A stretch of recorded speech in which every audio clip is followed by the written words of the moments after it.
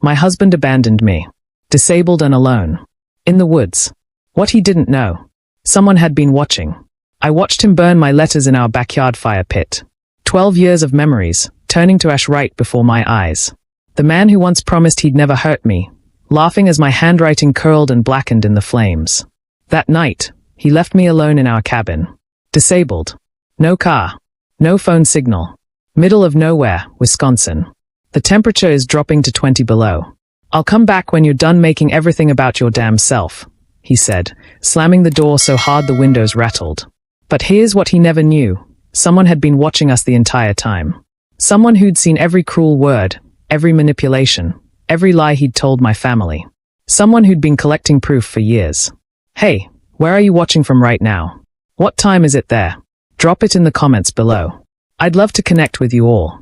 And if you're wondering who that mysterious watcher was, or how I escaped that frozen cabin, or if that man ever paid for what he did, well, you're gonna want to stay until the very end.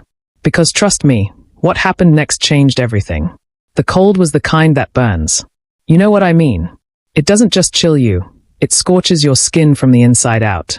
I wrapped myself in every blanket I could find, but my hands. God, my hands were turning blue. The cabin had electric heat, but James had cut the power before leaving.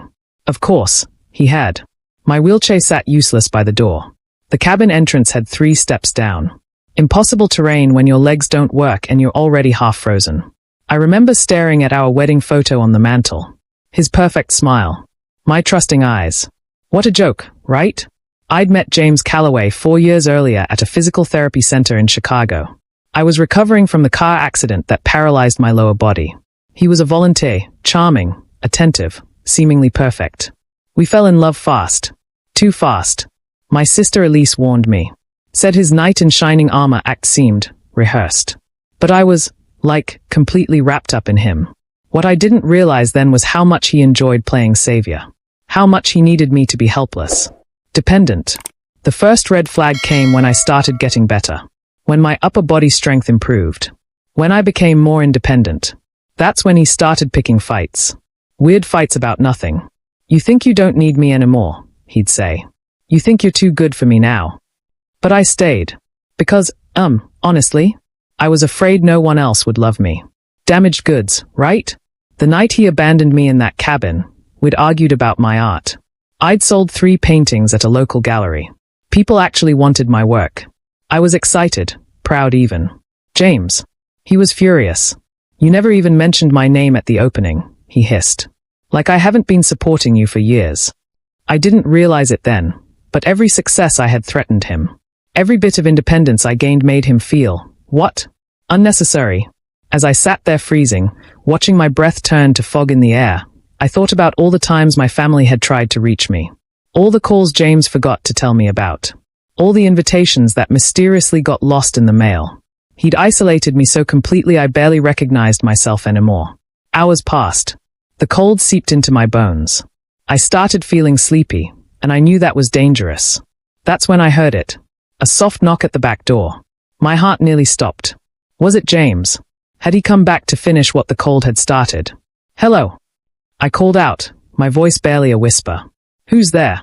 The knocking came again. 3 gentle taps. Somehow, I managed to drag myself across the floor, blankets trailing behind me. When I reached the door, I hesitated.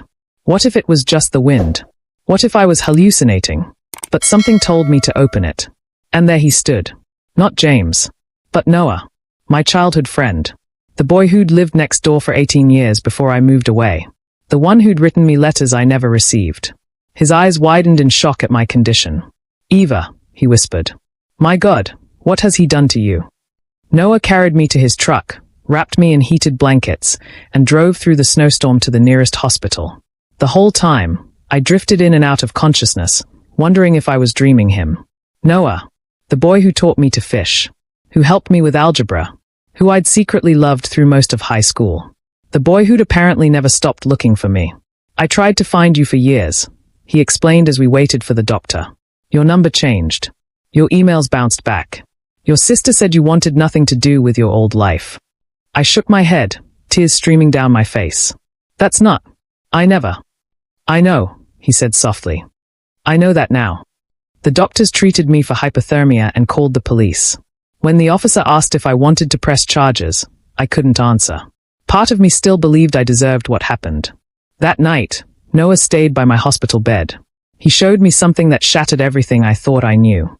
A folder, thick with documents, emails, photos, voice recordings. I work for a cybersecurity firm now, he explained. When I couldn't reach you, I got worried. I started watching. He had evidence of James redirecting my emails. Recordings of him pretending to be me on phone calls with my family. Photos of him with other women. But the most devastating thing? Journal entries. My journal entries. The ones I thought I'd lost in our move. Noah had found them in a public blog. James had been posting my most private thoughts online for years, mocking them, letting strangers laugh at my pain. He's been systematically isolating you, Noah said. Convincing your family you've abandoned them. Making you believe they've abandoned you. I stared at the evidence, my entire reality crumbling. Everything I'd believed for 4 years was a lie. Why? I asked, my voice breaking. Why would you look for me all this time? Noah took my hand then, his fingers warm against mine. Because I never stopped loving you, Eva. Not for a single day.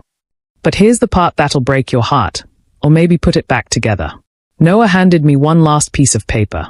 A letter, yellowed with age, was addressed to me in his handwriting. I wrote this the day you left for college, he said. I never had the courage to send it.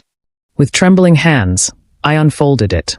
Dear Eva, by the time you read this, you'll be gone. Off to start your new life. I should have told you this years ago, but I was scared. Scared of ruining what we had. Scared you didn't feel the same. I love you. I've loved you since we were 12 and you stood up to those kids who were making fun of my stutter. I've loved you through every science project, every summer at the lake, every stupid fight we've ever had. I don't expect you to love me back. That's not why I'm writing this. I'm writing because you deserve to know that you are loved. Completely. Unconditionally. For exactly who you are. I'm not asking you to stay. I'm asking you to remember, wherever you go, whatever you do, that someone believes in you. Someone is cheering for you. Someone thinks you hang the moon and stars. Forever yours, Noah. I looked up at him, tears blurring my vision. I never got this. He nodded. I know. I never sent it. Why not? He looked down. The day I was going to give it to you, you told me about your scholarship. How excited you were to start fresh. I didn't want to be the reason you stayed. And that's when it hit me. The devastating truth. If he had sent that letter, I would have stayed. I wouldn't have gone to that college. Wouldn't have been driving on that icy road. Wouldn't have had the accident that paralyzed me. I wouldn't have met James. My entire life had pivoted on a letter never sent. I'm so sorry, Eva, Noah whispered. If I had known what would happen. I placed my finger against his lips. Don't. Please. Because in that moment, I realized something profound. Something that changed everything. Noah, I said, you're here now.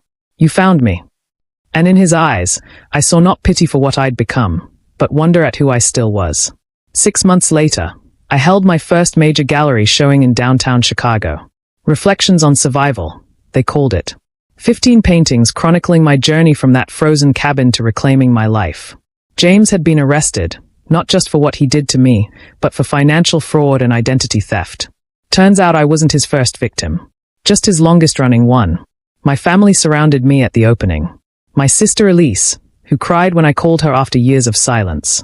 My parents, who never stopped searching for the daughter they thought had rejected them. And Noah. Noah stood beside me, not behind me, not in front of me. Beside me. Where he belonged.